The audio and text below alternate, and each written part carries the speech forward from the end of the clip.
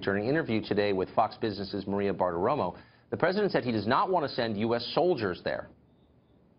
We're not going into Syria.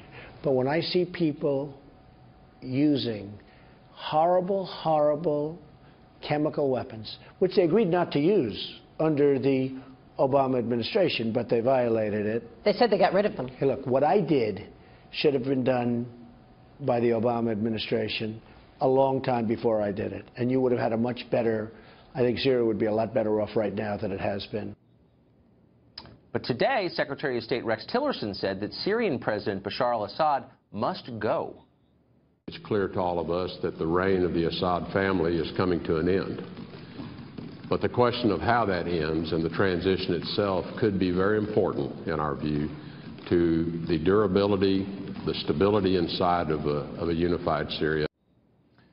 Well, the Secretary of State spoke for almost all of permanent Washington. They would like to see Assad go. They're demanding it. Katie Hopkins dissents from that view. She's a global columnist for the DailyMail.com, and she joins us now. Katie, thanks a lot for coming on. So why are you against removing Assad from power in Syria?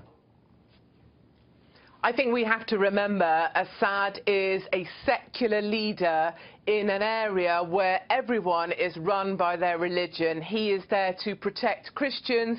He is the legal leader of a sovereign state, and he is winning this war. He is ahead in the war, and this war needs to be over. There is no doubt the man is a monster. He has done terrible things. But I would always say you need to choose your monsters. We saw from the disastrous triumph of the Arab Spring what happens when you depose a leader, but there's no one there to take his place. And we also saw just this week what happens to Coptic Christians in Egypt when there's no one there actively defending them. Under Assad, women had the vote, women could drive, and Christians are protected. I think we just need to focus on who the real enemy is, and the real enemy is ISIS. Women could drive. There were basically, at least compared to life under ISIS, some liberal Western freedoms, recognizable Western freedoms under Assad, appalling though he is.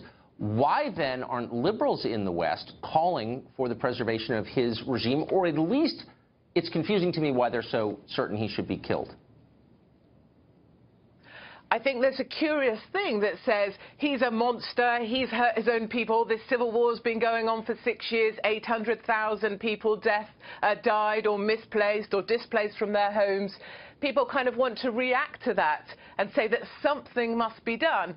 And I think we could agree that something has been done. Trump's been very clear now, if you cross my red lines, I mean it. But I'm really pleased to hear that Trump said we're not going to go into Syria. There aren't going to be boots on the ground. There appears to be a kind of climbing down from that position. So I'm fully back on the Trump train. Last week I was asking, who stole my president? Where did Trump go? But now I feel convinced that Assad will remain in power. I believe he will end this war, and I believe things can now move forward. So, Katie, you've been watching this world for quite some time. Simple question. The people who are now telling us that if once we take Assad out, everything's going to be fine, it'll work itself out somehow, those are the same people who told us that the housing market was fine and credit default swaps were awesome.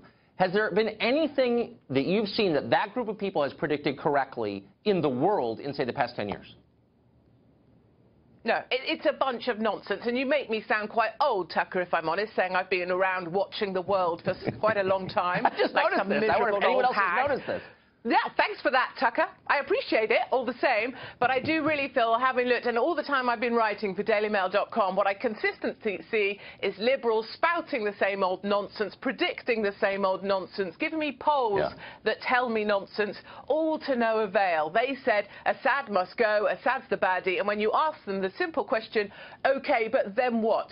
Who then? Who's going to lead? They have no answer. Liberals are basically utterly bonkers. Yeah, stop getting in the way of our war.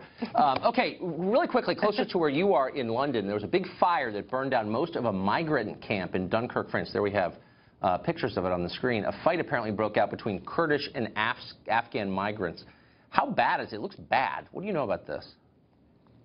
Yeah, I mean, well, you say it looks bad. I had a suspicion early days that maybe they burnt it down because they couldn't get 4G.